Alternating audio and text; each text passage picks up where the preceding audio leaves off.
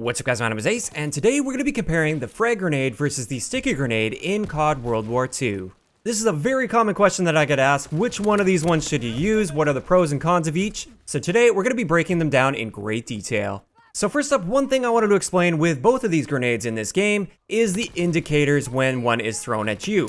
Most people know about this, but some of you guys might not be quite aware of exactly what these indicators mean. First off, when the indicator is white, assuming you aren't using the Hunker basic training skill, because the Hunker basic training skill will extend the range of that indicator significantly. But if you aren't using Hunker and the grenade indicator is white, that means you're within its shell shock range. You shouldn't take any damage when it is white, although a lot of us know there are exceptions to this where you think you're going to survive because it's white and you end up dying. That's more so a bug, or it just happens to be terrible timing for that one frame. It just happened to turn red or something like that. But for the most part, when the indicator is white, this means you're within its shell shock range, but you won't be taking any damage from that nade. When it's red, this means you're going to take damage from the grenade. It doesn't necessarily mean it's going to kill you, but it is going to be at least damaging you. Now that we have that out of the way, let's get into the actual ranges of these grenades. First up, let's look at the actual kill ranges. These assume that you're at full health in core game modes, you don't have Hunker or armored or anything like that. This is just a regular situation in core game modes. The Frag Grenade does have a slightly larger kill radius than the Sticky Grenade, and I don't think this is really much of a surprise to anybody, since the description in the game actually tells you this. The actual kill range of the Frag Grenade is approximately 2.5 meters. This means the effective kill range for the Sticky Grenade is approximately 2 meters, give or take a little bit. As for our actual damage ranges, keeping in mind these are the ranges where you're not going to be getting a kill on a full health enemy, but you will definitely be hurting them at these ranges. The Frag Grenade will deal damage out to 6 meters, whereas the Sticky Grenade only deals damage out to 5 meters. So it's pretty clear here that the Frag Grenade is the more powerful option when we're just looking at raw damage potential. Moving on to throwing distance, the in-game description also says that you can throw the Frag Grenade a little bit further, and with a little bit of testing here, you can see my reticle is in exactly the same positioning for when I throw the Semtex as well as the Frag Grenade. If you pay very close attention to where that grenade lands, the Frag Grenade does go a little bit further than the Sticky Grenade, not significantly by any means, but then when you factor in the roll of the grenade, you can see that the actual explosion occurs at a much greater distance. Now let's move on to some of the timing stats of both of these grenades. First up, let's have a look at our throw time. And this throw time that I calculated here is essentially the amount of time that your gun is not usable. So as soon as you press a button to throw that grenade, when can you fire your gun again? So of course, this assumes that we aren't cooking the Frag Grenade at all. We're simply throwing it and getting our gun back up. For the Frag Grenade, this takes 1.44 seconds, and for the Sticky Grenade, it takes 1.49 seconds. So you can actually get your gun up a little bit faster with the Frag Grenade compared to the Sticky Grenade, but of course, most of the time when you're throwing a Frag Grenade, you will be cooking it. This is more so assuming you get into a panic situation where you went to go throw a grenade, but as soon as you press that button, there's an enemy that pops up on your screen, and you just need to get your gun up so you can challenge him. The Frag Grenade is just slightly faster. As for our time to detonate, keep in mind with the Frag Grenade, this is from the moment that you pull the pin on the Frag Grenade, and with the Sticky Grenade, this is from the moment that it leaves your hand. With the Frag Grenade, a lot of people seem to think it's 5 seconds, but that's not true. It's 3.7 seconds after you pull the pin. This time applies whether you're holding it in your hand until it explodes, or if you just throw it immediately, it's going to take 3.7 seconds to explode. With the Sticky Grenade, from the moment it leaves your hand to the moment it explodes, this is 2 seconds.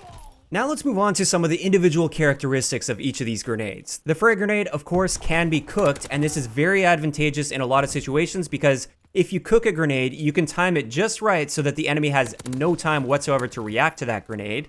So that is a great characteristic, but at the same time, sometimes you just want to throw it and forget about it, so that's also kind of a downside for some people.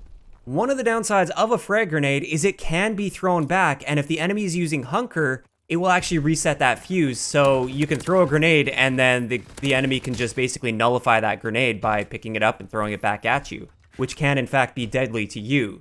So that's definitely a downside to the Frag Grenade.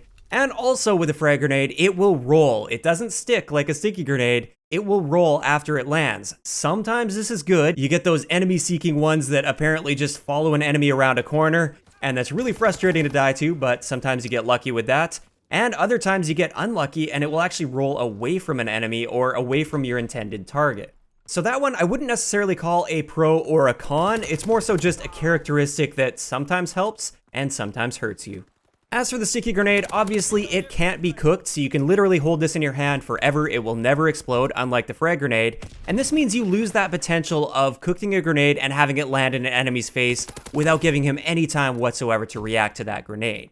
You kind of just have to throw it and hope the timing works out for you, or try to stick it to an enemy player, which is the second characteristic of this. You can stick this to enemy players as well as surfaces near enemy players, and this is one of the big upsides I think for a lot of people.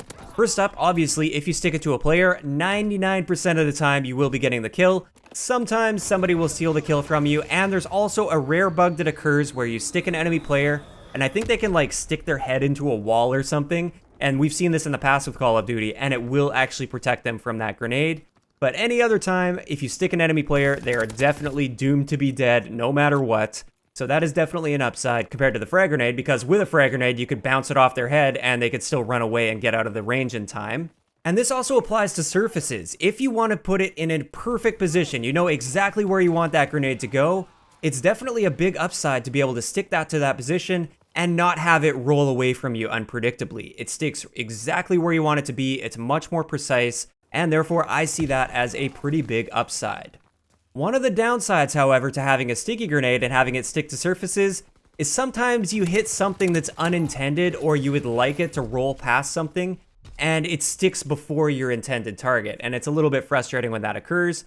But for me at least, I would say the precision outweighs those rare situations where that occurs. So overall, it's pretty clear that the frag grenade is definitely more powerful when it comes to raw damage, as well as the distance that you can achieve with it, especially when you account for that roll after it lands. Having said that, I feel like you get a lot more precision and control with the sticky grenade, and this is why, for me at least, my preference is the sticky grenade. You guys will notice when I recommend classes for you, I almost always have a sticky grenade on there and almost never have a frag grenade. A couple of the reasons that I choose the sticky grenade over the frag grenade is, first off, like I said, precision. I can put that grenade exactly where I want it to be, and I know it's not going to roll away from me unpredictably. And second, with my playstyle, I don't like spending time cooking a frag grenade to the right amount and then throwing it. I like to just quickly whip my grenade in the direction where I want it to go and get my gun back up and get back in the fight. With a frag grenade, I feel like if you aren't cooking it, you're basically wasting it, and therefore I feel like I'm wasting far too much time with my gun not up and ready to fire, and that's one of the biggest reasons I don't like the frag grenade in this game, even though it is slightly more powerful. So those are just my thoughts on that. I'd like to know in the comment section below, out of these two, which is your favorite, the frag grenade or the sticky grenade, and let me know why. If you enjoyed the video, a like rating is always appreciated, and don't forget to subscribe for more if you haven't already. I'll talk to you guys next time.